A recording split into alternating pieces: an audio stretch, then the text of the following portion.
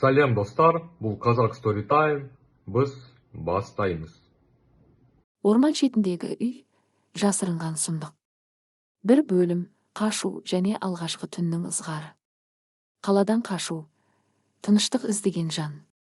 Рүстем көлігінің рулін қатты қысып, алдыңғы әйнектен түсіп жатқан қою тұманға тесіле қарады. Ол 35 жастағы тәжірибелі сәулетші еді.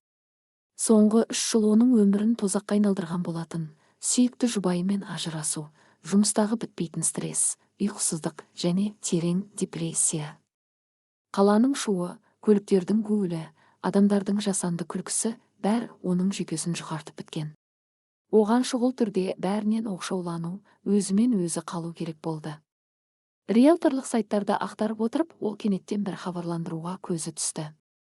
Қаладан 200 шақырым қашықтықта Қарағайлы орманның дәл шетінде орналасқан 2 қабатты ескі ағаш үй сатылады. Бағасы нарықтан 3 есе арзан. Суреттерде үй өте ескі, бірақ мықты көрінді. Оның айналасында бірде-бір көрші жоқ, тек біту жоқ қалың орман ғана. Рүстем екі ойланбастан келісім шартқа қол қойды. Үй иесі егде тартқан шал құжаттарды рәсімдеу кезінде өте асығыс болды. Ол Рүстемнің көзіне тіке қараудан қашып, кілтті қолына ұстатқан бойда қаладан тездетіп кетіп қалған еді. Бірақ ол кезде Рүстем бұған аса мән бермеді. Оның ойында тек тыныштық деген сөз ғана жаңғырып тұрды. Көлік тас жолдан шығып, орман ішіне кіретін қиыршық тасты, тар жолға түсті. Айналаны биіктігі аспанмен тірескен алып қарағайлар қоршап алған. Күздің қара суығы ағаш бұтақтарын ызыңдатып, бейне бір белгісіз тілде сыбырлап жатқандай сезілді. Жол барған сайын тарылып, айнала қараңғылана түсті. Кенеттен ағаштар сиреп, орманның шетіндегі үлкен алаңқайда сол үй көрінді. Жаңа мекен, үнсіздік сарайы. Рүстем көліктен түскенде оны өлі тыныштық қарсы алды. Қаладағыдай құстардың шиқылдаған дауысы немесе жәндіктердің дыбысы мүлдем жоқ. Үйге жақындаған сайын оның сәулеттік ерекшелігі Рүстемнің назарын аударды. Үй қара ағаштан бөренелеп салынған, шатыры үшкір, терезелері тар әрі ұзын еді. Есіктің алдындағы ағаш баспалдақтар оның әр басқан қадамы сайын ауыр сықырлап қоя берді. Рүстем кілтті салып, ауыр емен есікті ішке қарай итерді. Үйдің ішінен шаңның, ескі қағаздың және әлдебір кепкен шөптердің иісі бұрқ ете түсті. Дәліз қараңғы. Ол қабырғадағы қосқышты басты, бірақ жарық жанбады. Электр желісін ертең тексеру керек екен деп ойлады ол, өзінің фонаригін жағып. Бірінші қабатта үлкен қонақ бөлмесі, шағын асхана және кітапхана орналасыпты. Жиһаздардың бәрінің үстін ақ жамылғылармен жауып тастаған. Олар қараңғыда бейне бір үнсіз тұрған елестерге ұқсайды. Рүстем жамылғылардың бірін тартып қалып еді, астынан оюлап жасалған ескі кресло шықты. Бәрі өз орнында, үй иесі мұндағы еш нәрсені өзімен бірге алып кетпеген сияқты. Ол екінші қабатқа көтерілді. Мұнда 2 жатын бөлме бар екен. Екінші бөлменің терезесі тікелей қалың орманға қарап тұрды. Рүстем терезеге жақындап сыртқа көз салды. Қою қараңғылық ішінен орман бейне бір тірі ағза сияқты дем алып, оған қарсы қарап тұрғандай әсер қалдырды. Оның бойын түсініксіз, суық үрей биледі. Бірақ ол мұны қаладан шаршап келген жүйкенің тозуына балады. Алғашқы түн, қабырғадағы сыбдыр. Рүстем асханадағы ескі газ плитасына шәйнек қойып, өзімен әкелген консервілер мен кешкі асын ішті. Үйдің іші суық болатын. Ол қонақ бөлмедегі каминге от жақты. Оттың жарығы бөлмеге аздап жылулық бергенімен, бұрыштардағы қараңғылықты толық сейілте алмады. Сағат түнгі 11-ден асты. Рүстем екінші қабаттағы жатын бөлмеге барып, өзінің ұйықтайтын қапшығына, спальный мешок кіріп жатты.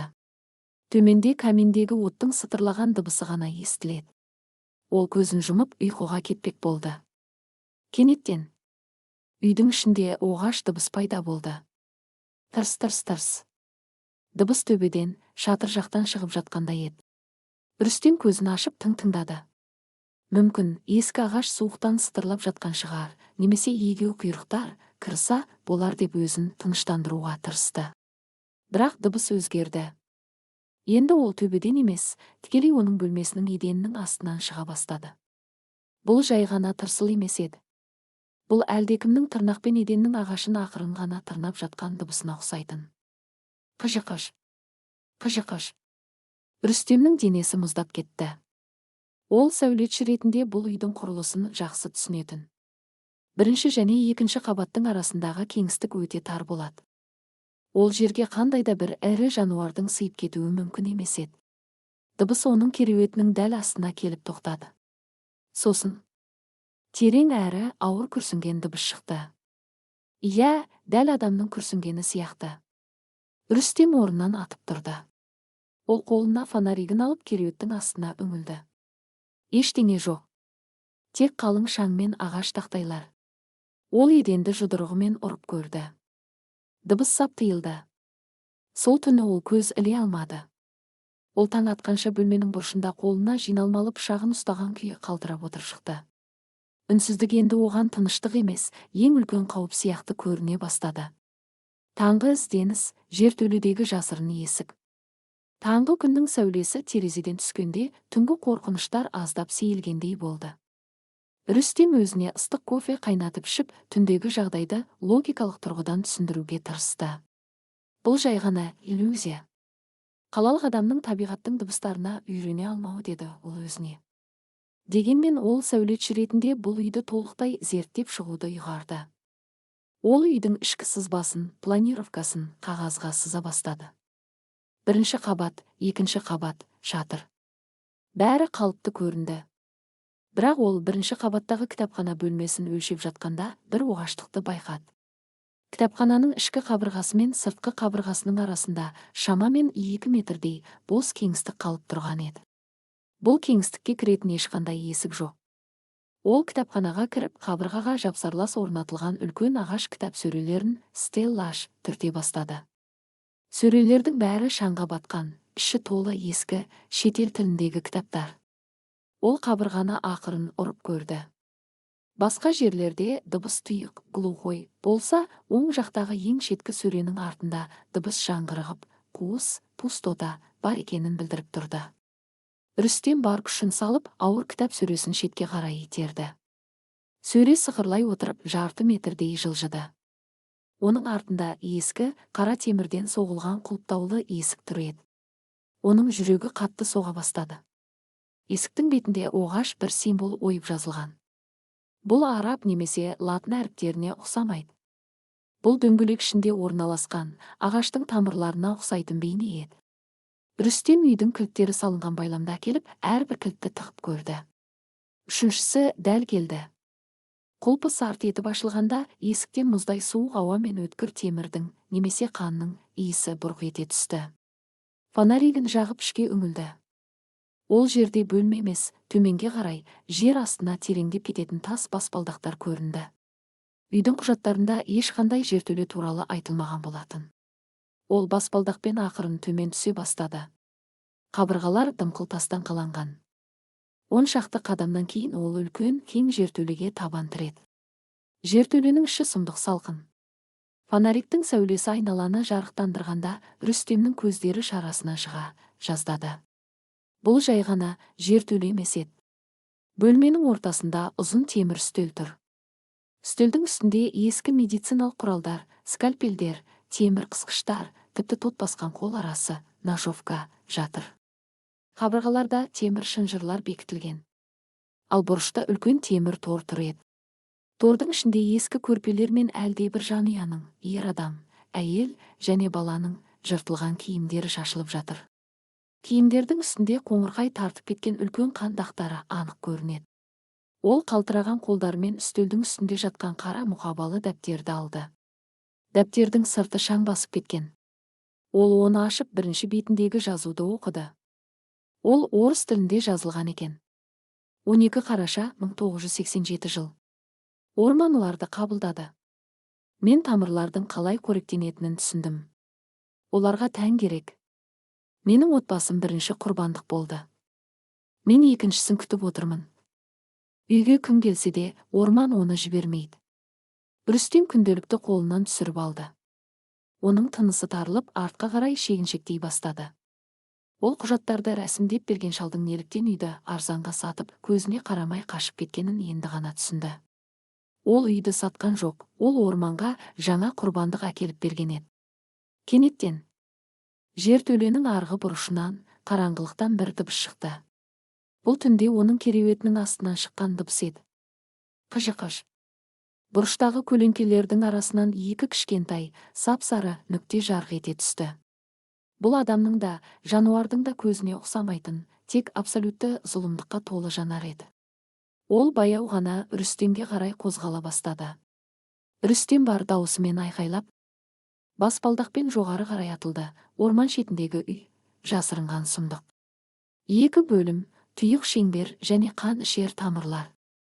Жанұшыра қашу, үрейдің дәмі. Рүстем тас баспалдақтармен сүріне қабына жоғары қарай ұшты. Оның артынан келе жатқан әлде бір дымқыл, ауыр қадамдардың даусы оның өкшесін басып келе жатқандай сезілді. Ол кітапхана бөлмесіне атып шығып, ауыр темір есікті бар күшімен жапты да, қолындағы кілтті 3 рет бұрап үлгерді. Дәл сол секундта есіктің арғы жағынан әлде бір орасан зор күш есікті тарс еткізіп ұрды.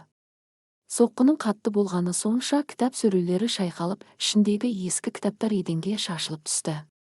Рүстем еденде жатқан қара мұқабалы дәптерді жертөледен өзімен бірге жұлып әкелгенін ол енді ғана байқады. Кеудесіне қысып, ауа жетпей жиі дем алды. Маңдайынан мұздай тер бұршақтап ағып жатты. Оның миында тек бір ғана ой тұрды: қашу керек. Қазір. Дереу. Ол екінші қабаттағы заттарын, киімдерін жинап жатпады. Дәлізде ілулі тұрған күртешесін жұлып алып, көліктің кілтін қалтасынан шығарды. Қолы қалтырап, телефонды ашып қарады, байланыс мүлдем жоқ. Экранында желіден тістеген жазу ғана жыпылықтайды. Ол есіктен далаға атып шығып, көлігіне қарай жүгірді. Күздің дымқыл ауасын өкпесі тола жұтып, көліктің моторын оталдырды. Дөңгелектер ылғал топырақты қазып, алға қарай жұлқына орнынан қозғалды. Рүстем артқа қарай қайырылып қарамады. Ол тек кеше ғана өзін қаладан осы тозаққа келген қиыршық тасты жолға түсіп, газды барынша басты. Орманның тұзағы, кеңістік лабиринті. Жолдың екі жағындағы биік қарағайлар көліктің жылдамдығынан бейне бір бірігіп, жасыл қара қабырғаға айналғандай көрінді. Аспанды қою сұр бұлттар басып, айналаға сүттей қою тұман түсе бастады. Рүстем спидометрге қарады, сағатына 90 шақырым. Бұл орман ішіндегі жол үшін өте қауіпті жылдамдық еді, бірақ оған бәрібір болды. Кеше ол бұл жолмен тас жолға дейін небәрі 20 минутта жеткен болатын. Жарты сағат өтті. Содан кейін 40 минут. Бірақ тас жол көрінер емес. Рүстемнің бойын түсініксіз үрей билей бастады. Ағаштар барған сайын тығыздалып, жол тарыла түскендей. Тұманның қалыңдағаны сонша, көліктің фаралары 10 метрден әріге жарық түсіре алмады. Кенеттен жол екіге айырылды. Рүстем абдырап қалды. Кеше мұндай айырық жоқ болатын. Бұл жалғыз, тікелей жол еді ғой. Ол тәуекел етіп, оң жақтағы жолға бұрылды. Көлік тағы 15 минуттай алға жүрді. Кенеттен тұман арасынан үлкен алаңқай көрінді. Рүстемнің жүрегі қуаныштан лүпілдеп кетті. Міне, тас жолға шығатын жер деп ойлады ол. Бірақ тұман сейілген сәтте, оның көз алдындағы көрініс оның ақылын орнынан жұлып алғандай болды. Алаңқайдың ортасында сол баяғы екі қабатты қара ағаштан салынған ескі үй тұр еді. Рүстем дәл сол өзі қашып шыққан үйдің есігінің алдына қайтып келген болатын. Бұл мүмкін емес, деп бақырды ол, рульді бар күшімен ұрып. Мен тек түзу жүрдім ғой. Ол көлікті кері бұрып қайтадан жолға түсті. Бұл жол ол сол жақтағы айрыққа бұрылды. Газды соңына дейін басып, тамыры шығып жатқан ағаштардан секіре жарыса жүрді. Бірақ 20 минуттан кейін жол қайтадан бір шеңбер жасап, оны дәл сол үйдің ауласына келіп тіреді. Орман оны жібергісі келмеді. Кеңістіктің өзі бұл жерде физика заңдарына бағынбайтын сияқты. Айналадағы қарағайлар бейне бір тірі тіршілік иесіндей Рүстемнің көлігіне қарай жақындап, үйді қоршап алғандай көрінді. Рүстем көліктің ішінде басын екі қолымен ұстап, истерикалық күйге түсіп жылай бастады. Қашудың мағынасы жоқ еді. Ол мықтап тұзаққа түскенін түсінді. Қамау және күнделіктің құпиясы. Далада қараңғы түсе бастады. Көлікте түнеу тым қауіпті екенін сезген Рүстем амалсыздан үйге қайта кіруге мәжбүр болды. Ол үйдегі барлық терезелерді қалың тақтайлармен қағып, ауыр емен есіктің артына кітапханадағы үлкен шкафты итеріп әкеліп тақап қойды. Бұл оған кішкене болса да психологиялық қауіпсіздік сезімін берді. Үйдің ішін өлі тыныштық басқан. Ол каминге от жағып қолына жертөледен тауып алған қара мұқабалы дәптерді алды. Енді оның жалғыз үміті осы үйдің бұрынғы иесінің жазбаларынан немен бетпе-бет келгенін түсіну және құтылудың жолын табу еді. Ол күнделікті ашты. Жазулар ретсіз әрі қолтаңбасы дірілдеген сиямен жазылған екен. Автордың есімі Виктор Богданов, биология және орман шаруашылығының бұрынғы ғалымы көрінеді. 14 қазан 1986 жыл. Мен бұл жерді тамаша эко-жүйе деп ойлап көшіп келдім. Әйелім Анна мен ұлым Саша таза ауаға қуанды. Бірақ мен топырақты зерттей келе, қорқынышты аномалияны байқадым. Бұл ормандағы ағаштар бір-бірімен бәсекелеспейді. Олардың тамырлары жер астында бір-бірімен бірігіп, орасан зор мицелий, саңырауқұлақ желісі құрған. Бұл орман миллиондаған ағаш емес. Бұл жалғыз ғана тірі организм. Рүстем күнделіктің парақтарын асығыс аудара бастады. Келесі жазбалар оның төбе шашын тік тұрғызды. 2 қараша 1986 жыл. Топырақтың құрамында судан гөрі гемоглобин көп. Бұл ағаштар фотосинтез арқылы ғана қоректенбейді. Олар паразиттер сияқты. Оларға жануарлардың, тіпті адамдардың қаны қажет. Менің Сашам орманда адасып кетті. Оны 3 күн іздедік. Тапқанымызда ол жерге тамырлармен байланып қалған екен. Ағаш тамырлары оның терісінің астына кіріп, оның қанын сорып жатты. Мен тамырларды балтамен шаптым, бірақ олардан қып-қызыл қан ақтылады. Жертөледегі тордың тарихы. Рүстемнің қолдары қалтырап келесі беттерді оқуды жалғастырды. Виктордың жазбалары біртіндеп ғылыми ескертпелерден нағыз иесі ауысқан адамның сандырағына айнала бастаған. 5 желтоқсан 1986 жыл. Анна екеуміз қашуға тырыстық. Бірақ орман бізді жібермеді. Жолдар үнемі осы үйге әкеледі. Бұл үй кездейсоқ салынбаған. Ол жер астындағы орталық жүйке түйіннің үстіне тұрғызылған. Орман осы үй арқылы дем алады. Біз қанаудамыз. Мен зерттеу үшін жертөле қаздым. Ол жақта тамырлар өте жуан. Мен оларды кесіп зерттемек болдым. Бірақ тамырлар Аннаның санасын жаулап алды. Ол түнде тұрып өзінің тамырларын кеспек болды. Мен оны торға қамауға мәжбүр болдым. 12 қараша 1987 жыл. Рүстем жертөледен оқыған жазу. Орман оларды қабылдады. Анна мен Саша енді адам емес. Олар орманның көзі мен құлағына айналды. Менің отбасым бірінші құрбандық болды. Тамырлар тоқтаусыз өсіп келеді. Үйдің астындағы есікті темірмен жаптым. Олар қараңғыда күтіп отыр. Көздері сап-сары. Үйге кім келсе де, орман оны жібермейді. Күнделіктің соңғы парағында үлкен әріптермен, қанға ұқсас қоңыр сұйықтықпен бір ғана сөз жазылыпты: тамырды өрте. Түннің оянуы, есік қаққан өлім. Сағат түнгі 2-ні көрсетті. Рүстем оқығандарынан шок күйінде отырғанда үйдің ішіндегі атмосфера күрт өзгерді. Ауа ауырлап, каминдегі от себепсізден себепсіз сөніп қалды. Үйдің ескі тақтайлары бұрынғыдай жай сықырлаған жоқ. Олар бейне бір ауырсынудан ыңырсығандай дыбыс шығара бастады. Қыш-қыш-қыш. Бұл дыбыс енді тек жертөледен емес, үйдің қабырғаларының ішінен, еденнің астынан, тіпті төбеден де естіле бастады. Рүстем фонаригін қабырғаға бағыттады. Оның көз алдында түсқағаздың, обойдың артында әлде бір жуан, қара жыланға ұқсас нәрселердің қозғалып жатқаны анық көрінді. Бұл ағаш тамырлары еді. Олар үйдің іргетасын тесіп, тірі ағзаның тамырларындай ғимаратты орап алып жатқан болатын. Кенеттен кітапхана бөлмесі жақтан қорқынышты дыбыс естілді. Темір есік. Рүстем кілттеп жапқан құлыптаулы темір есік ішінен ұрыла бастады. Гүрс, гүрс, гүрс. Әрбір соққы сайын темір есік ішіне қарай майысып, топсаларынан үзіліп кете жаздады. Оның арғы жағында не тұрғанын Рүстем өте жақсы білетін. Бұл Виктордың орманда құбыжыққа айналған отбасы, сары көзді бақылаушылар еді. Олар жоғарыға Рүстемге қарай ұмтылып жатты. Соққының қаттылығынан кітапханадағы шкафтар құлап, еденнің тақтайлары жарыла бастады. Рүстем қолына балтасын алып, қонақ бөлменің ортасына тұрды. Оның шегінер жері жоқ еді. Есіктер мен терезелер тақтаймен шегеленген. Сыртта лабиринтке айналған, қанішер орман. Ал үйдің ішінде ажал оны өзіне шақырып жатты. Темір есіктің құлпы сарт етіп сынып кеткен дыбысы естілді. Есік ашылды. Қараңғы дәлізден екі сап-сары көз, содан кейін тағы екі сары көз жарқырап, қонақ бөлмеге қарай баяу сырғып келе жатты. Олардың аяқтарының орнына жерде сүйретілген, қан сасыған жуан тамырлар дыбыс шығарып келеді. Орман шетіндегі үй, жасырынған сұмдық. 3 бөлім, құбыжықтармен айқас және жалынның биі. Қараңғылықтан шыққан бейнелер. Сынған темір есіктің табалдырығынан қонақ бөлмеге қарай екі бейне баяу сырғып кірді. Каминнің сөніп бара жатқан әлсіз шоғы олардың сұмдық келбетін сәл ғана жарықтандырып тұрды. Рүстемнің алдында тұрғандар 30 жыл бұрын осы үйде тұрған Виктордың әйелі Анна мен ұлы Саша еді. Бірақ оларды енді адам деп атауға ауыз бармайтын.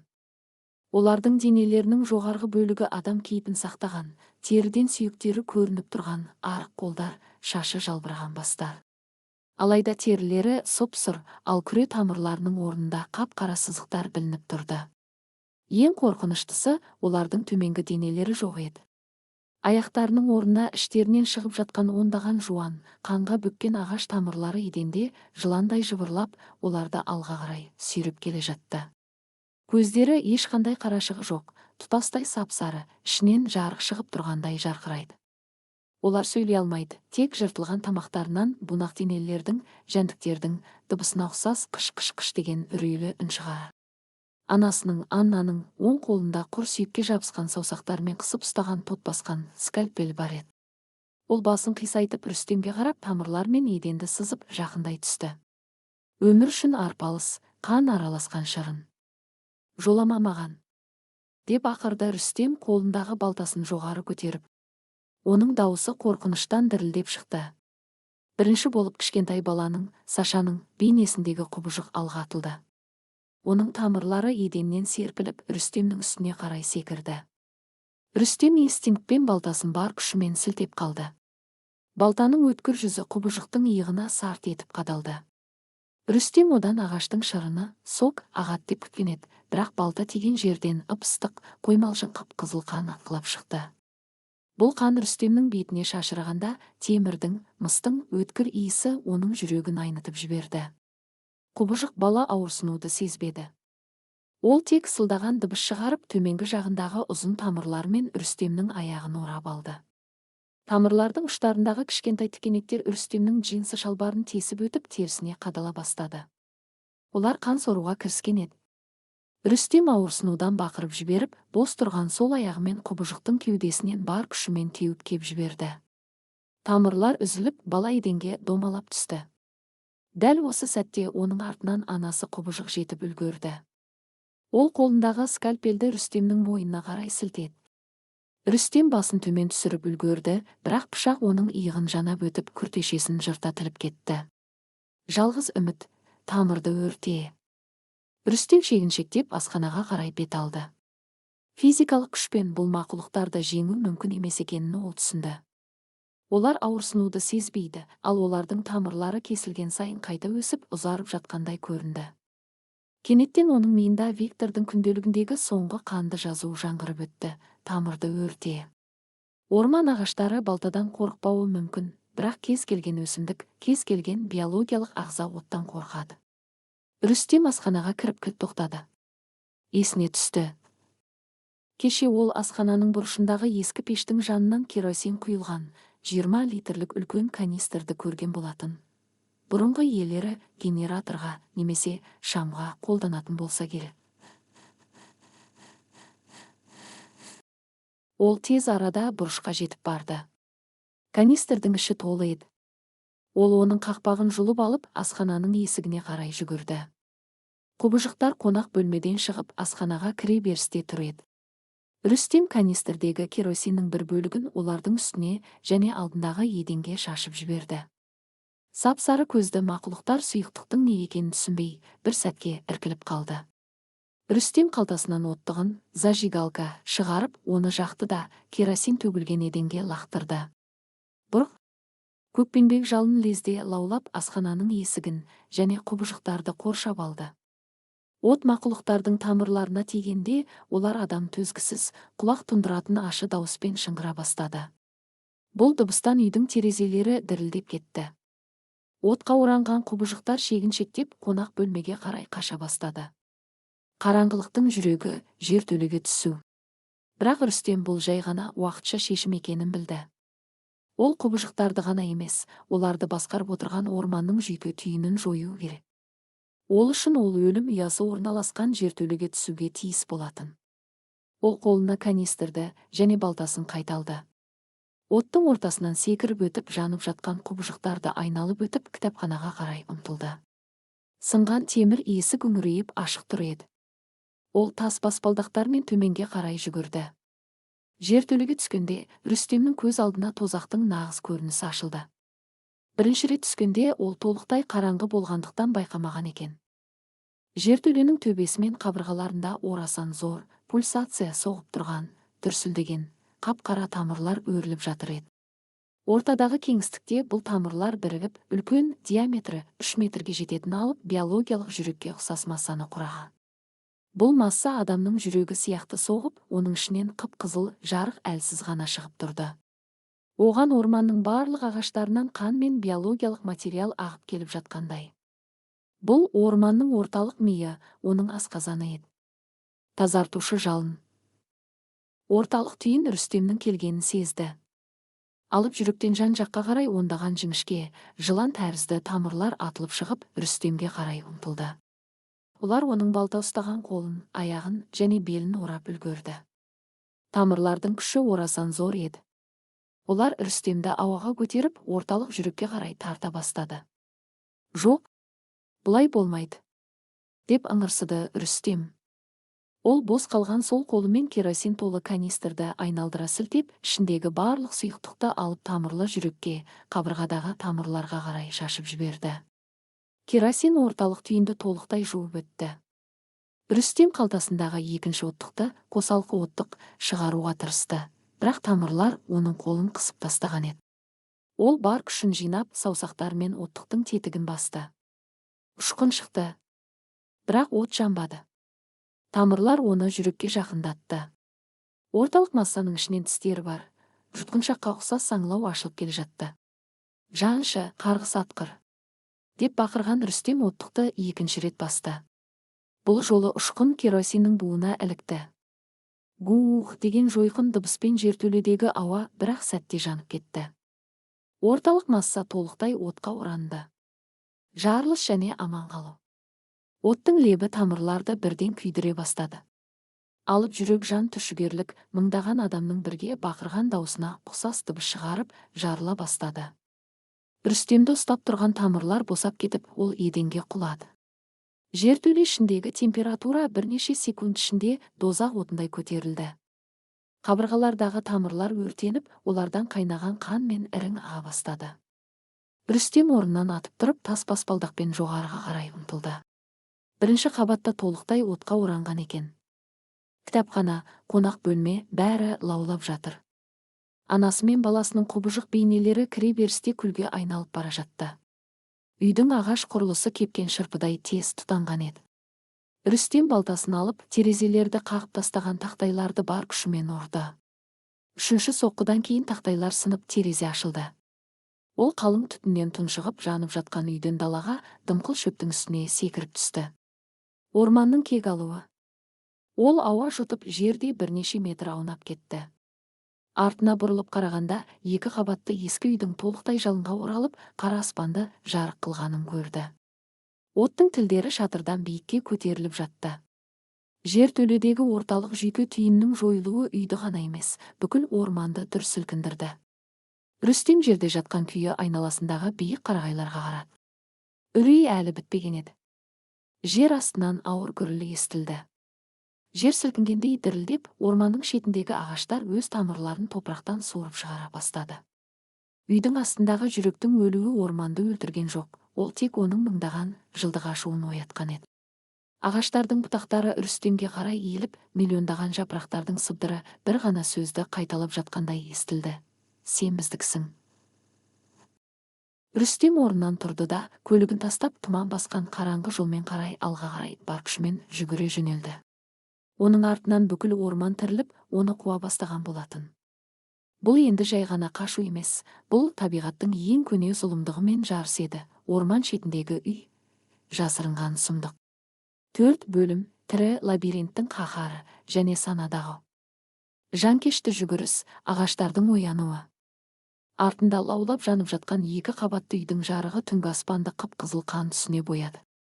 Бірақ Рүстем артына қайырылып қарауға да мұршасы болмады. Оның құлағында тек бір ғана орасан зор, үрейлі дыбыс жаңғырып тұрды. Жердің сілкініп, мыңдаған ғасырлық қарағайлардың өз тамырларын дымқыл топырақтан жұлып шығарып жатқан гүрілі. Орман енді үнсіз бақылаушы емес еді. Оның орталық жүрегінің өртенуі бұл алып паразиттік ағзаны өлтірген жоқ, керісінше оның айуани ашуын оятты. Рүстем тұман басқан қиыршық тасты жолмен бар күшін салып жүгіріп келе жатты. Оның өкпесі суық ауадан оттай жанып, аяқтары ауырлай түсті. Кенеттен оның дәл алдынан жер жарылып, топырақ астынан жуандығы адамның беліндей болатын 2 қап-қара тамыр атылып шықты. Олар алып жыландар сияқты ауада бұратылып, Рүстемді ұстап алмаққа ұмтылды. Рүстем жерге қарай құлап, алға қарай домалап кетті. Тамырлар оның басынан бірнеше сантиметр жоғары зулап өтіп, бір-біріне тарс етіп соғылды. Ол орнынан қарғып тұрып, қолындағы қанға боялған балтасын мықтап ұстап, әрі қарай жүгіре берді. Жолдың екі жағындағы ағаштар тіріліп кеткендей иіліп, бұтақтары Рүстемнің үсті басын, бетін тырнап жатты. Олар бейне бір қолдарын созып қал. Бізбен бірге қал. Деп сыбырлағандай естіледі. Тұманның қалыңдағаны соншалық, Рүстем алдындағы 5 метр жерді әрең көріп келе жатты. Санадағы инфекцияның таралуы. Жарты сағаттық тоқтаусыз жүгірістен кейін Рүстемнің күші сарқыла бастады. Ол бір сәтке тоқтап алып еменнің, бірақ бұл орманда емен өспеуі керек еді, діңіне сүйеніп дем алды. Кенеттен оның сол жақ иығы, анасы құбыжықтың, Аннаның скальпелмен тіліп кеткен жері шыдатпай, қатты аши бастады. Ол күртешесінің жыртылған жерін ашып қаратты, үрейден қалтырап кетті. Жараның айналасындағы тері қап-қара болып қарайып, сол жерден ұсақ қара жіп тәрізді тамыршықтар оның терісінің астымен мойнына қарай өрмелеп бара жатты. Бұл жай ғана жарақат емес еді. Құбыжықтың қаруында орманның паразит споралары болған. Орман Рүстемді сырттан ғана емес, ішінен де жаулап, оны өзінің жаңа қуыршағына айналдыруды бастаған еді. Оның көз алды бұлдырап, құлағында бөтен бір дауыс естілді. Бұл Виктор Богдановтың осыдан 30 жыл бұрын осы орманда ақылынан адасқан ғалымның дауысы еді. Сен отты жақтым деп ойлайсың ба, Рүстем? Орманның бір ғана жүрегі жоқ. Бұл жерде мыңдаған жүрек бар. Қарсыласудың мағынасы жоқ. Ұйықта көзіңді жұмда, тамырларға бойыңды бер. Ауырмайды. Ешқашан ауырмайды. Рүстем басын 2 қолымен ұстап тізесіне құлады. Ұйқы қатты қысып жерге жата қалғысы келді. Астындағы дымқыл мүк оған әлемдегі ең жұмсақ мамық төсектей көрінді. Ия, сәл ғана дем алсам бәрі бітет деген ой санасын жаулап бара жатты. Бірақ ол тілін қатты тістеп алды. Аузына толған қанның кермек дәмі оны бір сәтке есін жиғызды. Жоқ, мен сендердің тыңайтқыштарың болмаймын. Деп шықынған ол орнынан зорға көтерілді. Ережені бұзу, иллюзиядан шығу жолы. Ол айналасына қарады.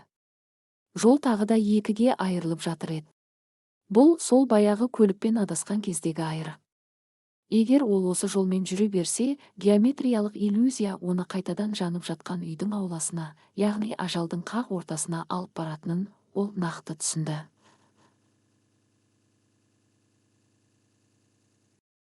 Бұл жол орманның салған конвейері. Ол маған қайда жүру керектігін өзі көрсетіп тұр. Құтылу үшін ережені бұзу керек. Рүстем жолдан мүлдем шығып кетуге шешім қабылдады. Ол балтасын алдына тосып, жол жоқ, өтуге мүмкін емес болып көрінетін қалың, тікенекті бұталар мен тығыз өскен қарағайлардың арасына, тікелей батысқа қарай, өзінің қаладан келген бағытымен кетті. Ол жолдан шыққан сәтте, орман бұған қатты қарсылық білдірді. Айналадағы ағаштар бейне бір айқайлап жатқандай гүлдеп кетті. Бұталар оның аяғына оратылып, аяқ киімін шешіп алуға тырысты. Бірақ Рүстем балтасын оңды-солды сілтеп, жолын кесіп өте берді. Өлілер галереясы, орманның құрбандары. Қалың орманның ішіне кірген сайын, жағдай тіпті сұмдыққа айнала бастады. Бұл жерге бұрын-соңды адам аяғы баспағаны көрініп тұрды. Бірақ адамдар болмады емес, болған екен. Рүстемнің алдынан ағаш діңдеріне толықтай сіңіп, бірігіп кеткен адамдардың мүсіндері шыға бастады. Бұл жай ғана ағаштар емес, өлілер галереясы еді. Бір қарағайдың діңінен аузы айқайға ашылған күйі қатып қалған, үстіне 19 ғасырдың киімін киген адамның жартылай сүйек айналған басымен қолы шығып тұр. Енді бір жердегі алып ағаш екіге айырылып, ішіндегі жартылай ыдыраған жылқы мен арбаның қалдықтарын құшақтап тұрды. Бұл орман ғасырлар бойы осы маңайдан өткен жолаушыларды, малдарды, адасқан адамдарды жұтып, оларды өзінің биологиялық батареясына айналдырып келген екен. Құрбандардың көз шаралары сап-сары болып жарқырап, Рүстем өткен кезде олардың бастары оған қарай баяу бұрылып жатты. Олардың ағашқа айналған қолдары Рүстемнің күртешесіне жармасуға тырысты. «Кешіріңдер, мен сіздерді құтқара алмаймын» деп күбірледі Рүстем, олардан жалтарып қашып. Оның өз қанындағы уда әсер ете бастағандықтан көз алды тұманданып бара жатты. Соңғы кедергі Виктордың оянуы. Ақыры, алдағы қараңғылықтың ішінен түнгі айдың сәулесі шағылысқан қара асфальттың жиегі көрінді. Тас жол. Нағыз тас жол. Бұл орманның иллюзиясы емес, бұл орманның территориясы аяқталатын, оның сиқыры жүрмейтін шекара еді. Оған дейін небәрі 50 метрдей ғана қалған болатын. Рүстемнің бойында үміт оты қайта тұтанды. Ол соңғы күшін жинап тас жолға қарай ұмтылды. Бірақ дәл сол кезде жер тереңнен сілкініп, оның алдындағы топырақ жарылып кетті. Жарықтан орасан зор, биіктігі 4 метрге жететін мақұлық көтерілді. Бұл алдыңғы құбыжықтарға мүлдем ұқсамайтын. Ол жүздеген жуан ағаш тамырларынан, қара топырақтан және көптеген адам сүйектерінен құралған алып голем еді. Мақұлықтың кеуде тұсында бір адамның денесі жартылай ағашқа бірігіп қатып қалған болатын. Бұл дененің басы алға салбырап тұрды. Ол басын көтергенде Рүстем оның жүзін таныды. Бұл кеше ғана оған кілті сатып асығыс қашып кеткен шалдың жүзі. Ал одан да бұрын бұл Виктор Богдановтың өзі еді. Ол 30 жыл бұрын бұл жерден қашып кетпеген. Ол орманның ең басты қызметшісіне, осы лабиринттің қақпашысына айналған болатын. Кешегі адам бейнесі жай ғана жаңа құрбандықтарды, Рүстемді алдап әкелу үшін орман жасаған уақытша иллюзиялық аватар ғана екен.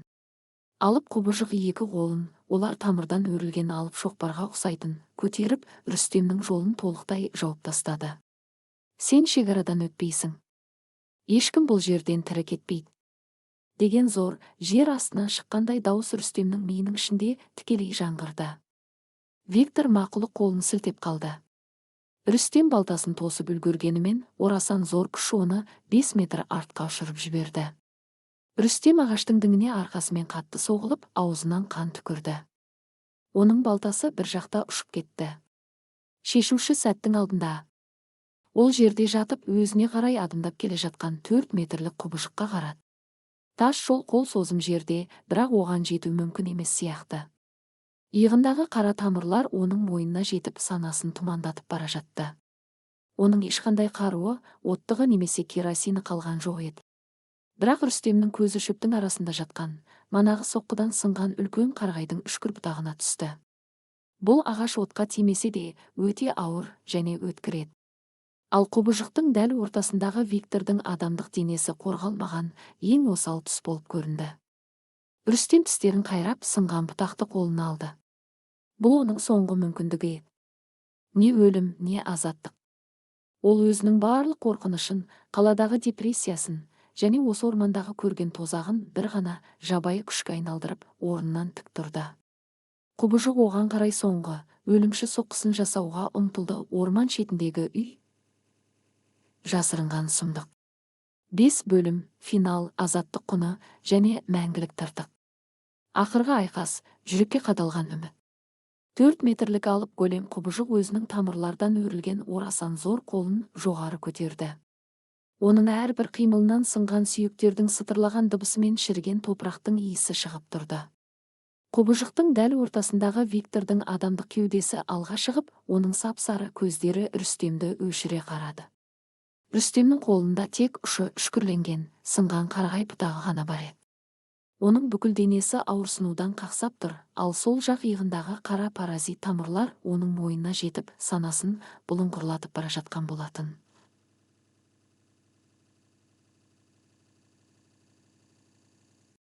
Оның шегінер жері қалмады. Артында өлім толы орман, алдында құтылуға болатын тас жол. Осы екі әлемнің ортасында тек осы мақұлық тұрды. Көз алып қол Рүстемнің басын мыжып тастау үшін төмен қарай құлдырады. Рүстем дәл сол секундтың мыңнан бір бөлігіндей уақытта алға қарай, құбыжықтың аяғының астына, өлі аймаққа қарай сырғанап кірді. Құбыжықтың жұдырығы жерге соғылып, топырақты аспанға ұшырды. Осы сәтті пайдаланған Рүстем бар күшімен тік тұрып, қолындағы үшкір ағашты Виктордың кеудесіне, дәл жүрек тұсына қарата бар күшімен сұғып алды. Ағаш бұтағы құбыжықтың жұмсақ, шіріген етін тесіп өтіп, оның артындағы негізгі жүйке тамырларына қадалды. Виктордың аузынан қан араласқан қара шырын атқылап шықты.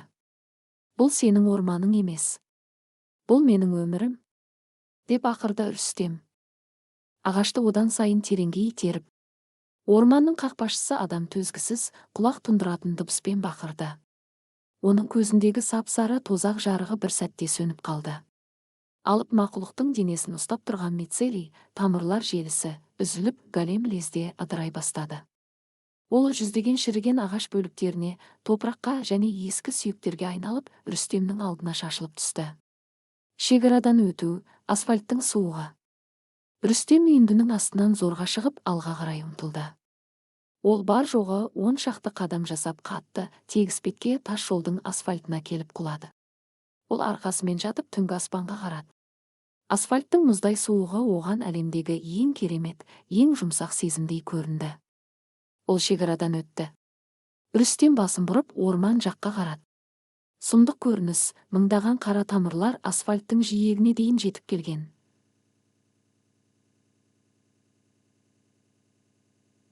Тас жолға шықты. Адам қолымен жасалған өлі асфальт құрамындағы химиялық заттар мен битум орманның паразит тамырлары үшін өтпес бөгет еді. Орман оны одан әрі қуа алмайтын болды. Ағаштар шарасыздықтан ызыңдап, баяу ғана өз орындарына қайта шегіне бастады. Өз денеңдегі соғыс, аяусыз хирургия. Рүстем терең дем алып құтылдым деп ойлай бергенде, оның бүкіл денесін ток ұрғандай спазм қысып қалды. Оның сол жақ иығындағы жара. Ол күртешесін шешіп тастап, көйлегінің өңірін жыртып жіберді. Орман оның соңынан қалмаған екен, ол орманды өз ішінде алып шыққан болатын. Жарақаттан тараған қап-қара тамырлар терісінің астында тірі құрттай жыбырлап, оның күре тамырына одан әрі миына қарай өрмелеп бара жатты. Оның көз алды қарауытып, құлағында қайтадан Виктордың дауысы естіле бастады. Сен бәрібір біздіксің. Рүстем уақыттың сағатпен емес, секундпен өлшенетінін түсінді. Егер бұл паразит миға жетсе, ол адам болудан қалады. Ол шалбарының қалтасын ақтарып, кешегі жиналмалы складной пышағын тапты. Пышақтың жүзі кішкентай болғанымен өте өткір еді. Кешір, Рүстем, шыдау керек деп күбірледі ол өзіне. Ол тісін тарс жұмып, пышақтың ұшын өз иығындағы қарайған терінің астына сұғып алды. Ауырсынудан оның көзінен от шашырағандай болды. Ол пышақпен өз етін тіліп, терінің астындағы қара тамырды ілмекте біліп алды. Тамыр кәдімгі тірі ағза сияқты жұлқынып, Рүстемнің бұлшық етіне одан сайын тереңірек кіруге тырысты. Рүстем бақырып жіберіп, бос қолының саусақтарымен әлгі қара тамырды ұстап алып, бар күшімен сыртқа қарай жұлып шығарды. Ұзындығы жарты метрдей болатын қанға бүккен қара паразит тамыр оның денесінен үзіліп шықты. Тамыр асфальттың үстіне түскенде жыландай бұратылып, баяу ғана қурап өліп қалды. Рүстем қансырап жатқан жарасын қолымен қатты қысып, асфальтқа етбетінен құлады. Ол паразиттен құтылды, бірақ қанды тоқтатпаса, осы жерде өліп кетуі мүмкін еді. Оның көзі жұмылып бара жатты. Құтқарушы жарық, тірілер әлеміне оралу. Қанша уақыт өткенін ол білмейді. Кенеттен оның бетіне өте жарық сәуле түсті. Сәулемен бірге ауыр қозғалтқыштың гүрілі және тежегіштің шиқылдаған дыбысы естілді. Бұл түнгі рейске шыққан үлкен жүк көлігі фура еді. Жүргізуші жолдың ортасында қанға бөккен күйі жатқан адамды көріп, көлігін шұғыл тоқтатқан болатын. Ол кабинадан атып түсіп, Рүстемге қарай жүгірді. «Ей, бауырым, тірімісің? Не болды саған? Апатқа ұшырадың ба?» деп айқайлады жүргізуші оны көтеріп жатып. Рүстем зорға көзін ашып, қарапайым адамның жүзін, оның майсынген күртешесін көрді. Бұл адамның тірілер әлемінің иісі еді. «Мені бұл жерден алып кетші» деп сыбырлады Рүстем және иесінен танып қалды. Эпилог: мәңгілік тартық. Арада 3 жыл өтті. Алматы қаласының орталығындағы жайлы пәтерлердің бірінде Рүстем терезеден сыртқа қарап тұрды. Ол қатты өзгерген еді. Шашына ерте ақ кірген, ал сол жақ иығында ешқашан жазылмайтын, ағаш тамырына ұқсайтын үлкен, жан түршігерлік тыртық қалған болатын.